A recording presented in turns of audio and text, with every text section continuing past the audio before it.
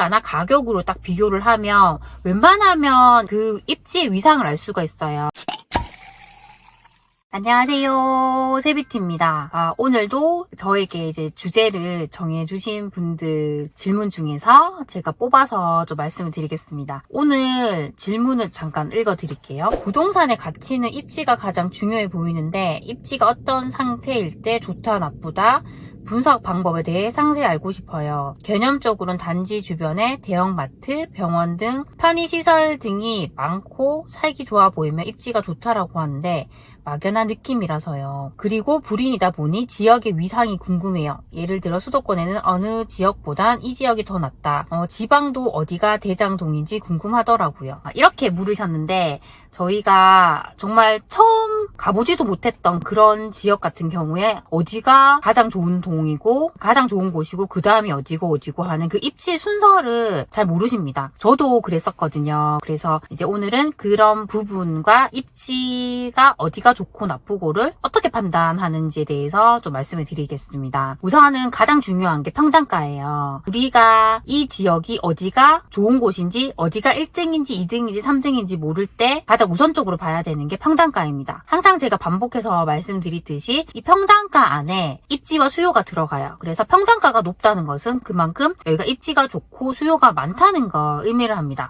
이걸 볼 수 있는 곳이 저희가 만약에 무료로 데이터를 본다고 하면 부동산 지인 사이트에 가서 지역 분석이라는 탭이 있어요. 거기서 내가 관심 있는 곳을 조회를 하면 평균 평당가를 보실 수가 있습니다. 근데 우리가 항상 중요하게 생각해야 될 게 뭐냐면 평균이 오류예요. 이 평균으로 수치를 내다 보면 만약에 이곳에 구축인 아파트가 많이 있는 곳이에요. 근데 다른 곳은 구축은 별로고 신축이 또 많이 있어요. 그럼 평균치를 내게 되면 아무리 이 구축이 많이 있는 곳에 있는 어떤 아파트가 대장 아파트가 섞여 있다고 하더라도 이 구축을 평균을 낸 것과 신축을 평균을 낸 것에 또 오류가 날 수 있단 말이에요. 그래서 항상 이렇게 평균으로도 보고 우리가 최고 평당가, 가장 그곳에서 비싼 아파트의 평당가로도 이렇게 비교할 수가 있어야 돼요. 저희가 구가 있는 곳들은 각 구별로 제일 비싼 아파트의 평당가가 얼마인지 보고 줄을 세울 수 있어야 되고요. 만약에 소도시 같은 경우는 구가 없잖아요. 그러면 이 동별로 가장 비싼 아파트가 어떤 아파트인지 알아보고 그 아파트의 평당가별로 줄을 쫙 세울 수 있어야 됩니다.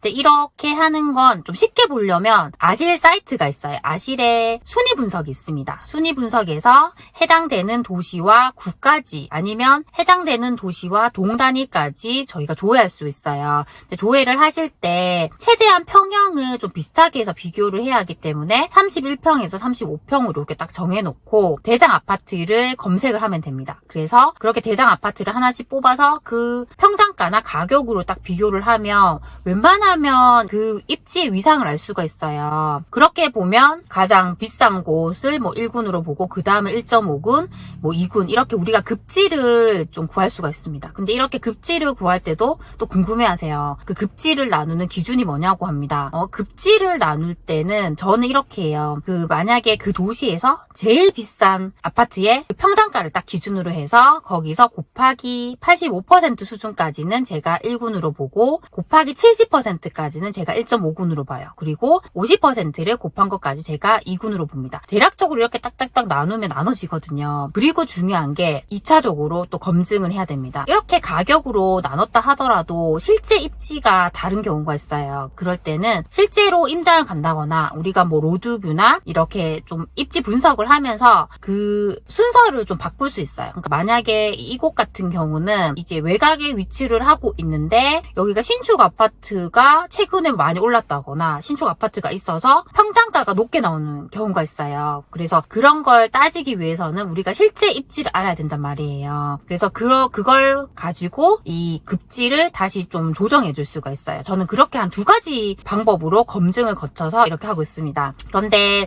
이제 초보 투자자분들이 가장 쉽게 할 수 있는 방법은 그건 첫 번째 방법. 최고 비싼 아파트의 가격을 이렇게 하나씩 구별로든 동별로든 하나씩 뽑아가지고 그걸 가지고 이렇게 비교하면 이제 가장 큰 틀에서는 이게 입지의 위상을 따질 수 있기 때문에 그렇게 좀 보셨으면 좋겠습니다. 그리고 두 번째 질문이 그러면 실제로 이제 입지를 봤을 때 어떤 곳이 더 좋고 나쁜지 이제 그것에 대한 질문이셨어요. 그건 또 도시마다 저희가 좀 다르게 볼 수 있을 것 같아요. 만약에 그러니까 우리가 입지를 구성하는 요소들이 있잖아요. 대략적으로 상권, 학원과 학군, 일자리, 교통, 자연환경 이렇게 한 6가지 요소가 있어요. 그러면 이걸 어떻게 대입을 할 것인가인데요. 이게 지역마다, 이 도시마다 이 경중의 차이가 있단 말이에요. 일자리를 저희가 예를 들면 서울수도권 같은 경우는 이 일자리와 교통이 이 일자리로 바로 이어주는 이 교통이 있는 곳이 가장 아파트 가격에 반영이 많이 되잖아요. 그렇게 되는 이유는 이 일자리라는 것이 뭐 서울의 강남이라든지 주요 일자리에 밀집이 돼 있어요. 그래서 내가 경기도에 살더라도 이 강남에 있는 일자리로 빠르게 이동해 줄 수 있는 그런 교통이 있는 곳이